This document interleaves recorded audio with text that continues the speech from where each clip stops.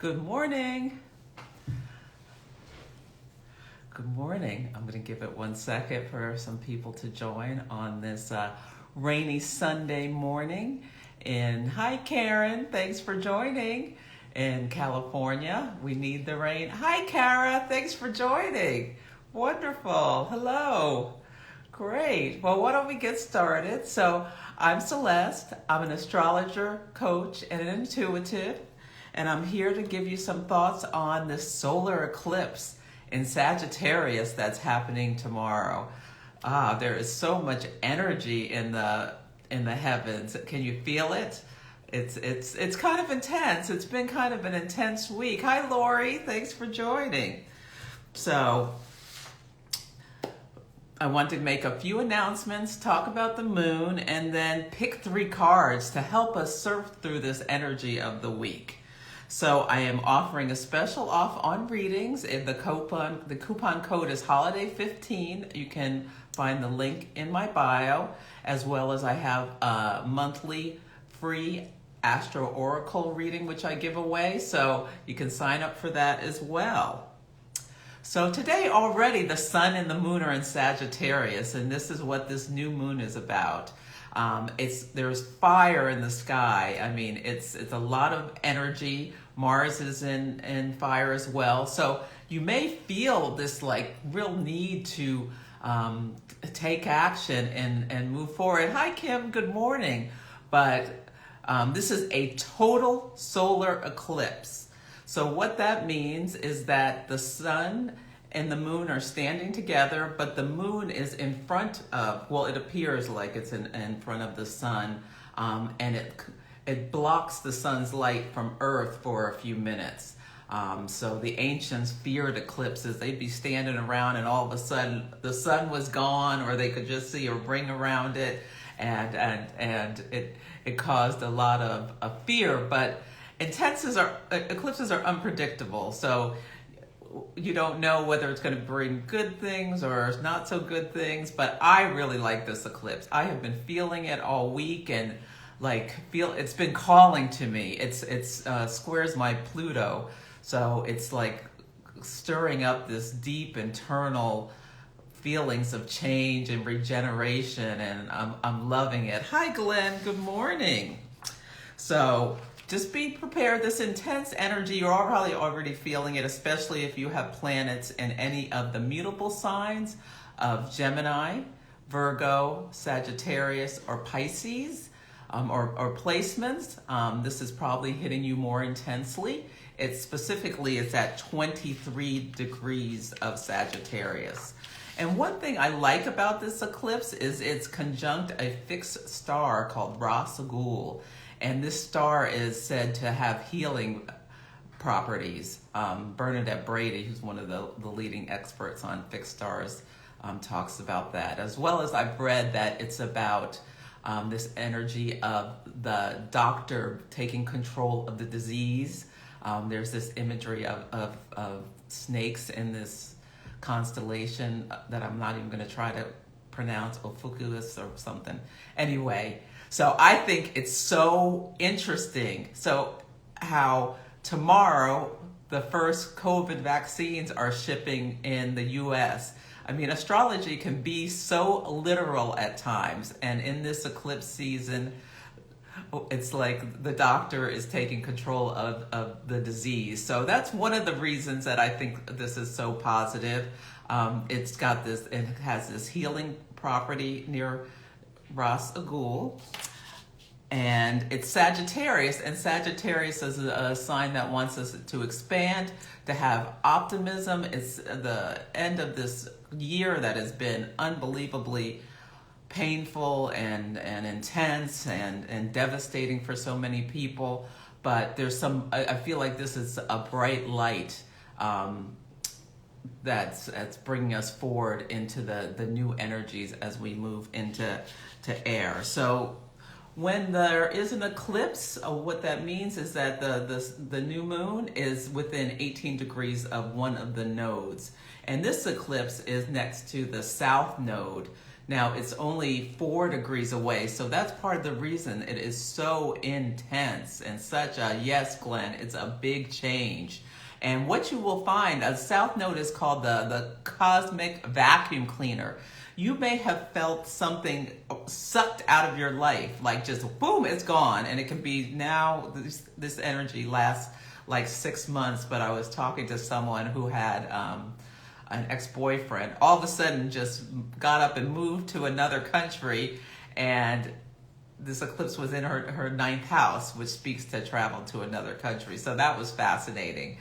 When there's an eclipse near the south node, a solar eclipse near the south node, it can be actions of another person which causes sucking out. So just be prepared. Eclipses, the channels change. Don't try to fight it. You'll just get bruised. So sometimes we just need to accept that these changes are for our best, for our highest good. Personally, what I'm doing, since this is on a Gemini Sagittarius axis, so the south node in Sagittarius means we want to release old stories. And by doing so with the north node in Gemini, by gathering new facts. And I just did it. I was just pulled to start this PQ program with Kara of My Girlfriend Voice. And what this is about discovering your saboteurs, so being able to recognize them, like the judge or the critic or the victim, or these types of things that are unhealthy, and replace them with the sage. So learn how to do that. And Sagittarius was one of the archetypes, is the sage, the philosopher, the teacher. So I am releasing these old stories by gathering new information, and you like catch yourself. And I have had to tell my judge to stop talking 9 times already today, and it is not even 10 a.m. So this has been so helpful to me, and I just want to say thank you to Kara for this. And one of my astrology mentors, Deborah Silverman, is doing a series called The Art of Reframing. So that speaks exactly to this same topic of telling a new story. So I love it. Also, eclipses are pattern breakers, so it's a great time to release any unwanted patterns or habits out of your life. So I'm adding some healthy habits and removing some not so healthy habits. The other thing I want to note about this eclipse is it's trine Mars. So that means there's an easy energy to take action, but I would recommend not doing so. This is a good time for planning. You don't want to take any make any rash actions. So especially around this particular eclipse series, speaks to relationships and money. So do not make any big purchases. You may regret it. Wait till the new year would be my suggestion. This eclipse also features there's a square coming between the nodes of where we're going and where we've been and the planet of Neptune, which can cause some confusion and delusion in Pisces, as well as spirituality. But it releases in Virgo, so it's a good time to plan, refine, edit. So lean into that Virgo energy rather than the Mars of wanting you to take action. So I think that is good. Oh, good. Great. Today is a perfect day, Kara, to start a new healthy routine. Yes, yes. So I think that's everything I wanted to say about this eclipse. I love this energy. Reframe your story. Let go of what does not serve you. Have an optimism about what's coming, and it's intense. So, practice self-care.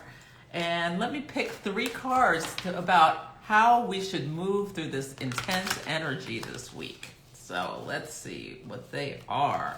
Dun, dun, dun, dun. Now it's an eclipse, so let's be prepared for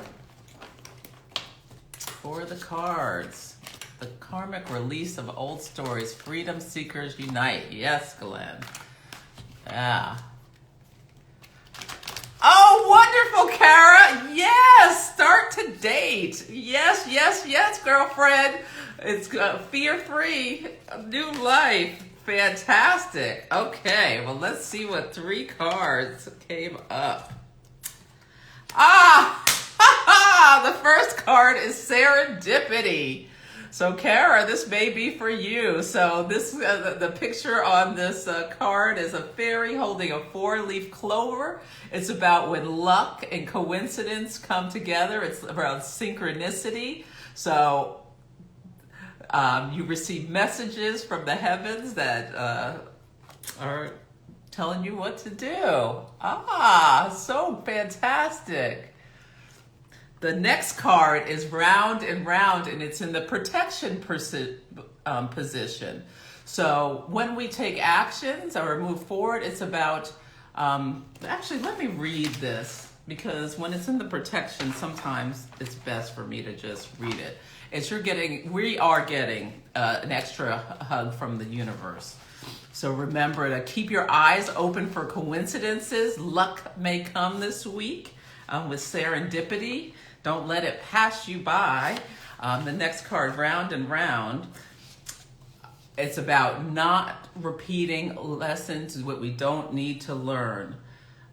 So it's about exiting cycles that we want to release. So this is totally this new moon. It's releasing these old stories so that we can do things differently. When you did what you did, you're going to get what you got. When you do what you did, you're going to get what you got. So we're going to try to reframe, do things differently. Fantastic. Oh, and the last card is loyal heart and protection. Oh, this is so, Spirit is speaking through me. This is so perfect. This is about understanding what you are loyal to and should you be loyal to it anymore. And reframing, telling an old new story, that cosmic vacuum cleaner, letting things go that no longer serve you.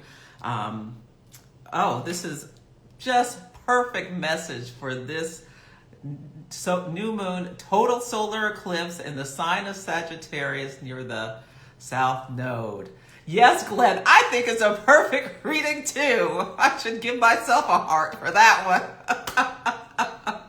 So everyone, thank you so much for joining. It's been such a joy to discuss this wonderful lunar energy with you, and have a beautiful Sunday. And I look forward to seeing you next Sunday, where we'll talk about the Saturn and Jupiter conjunction in Aquarius.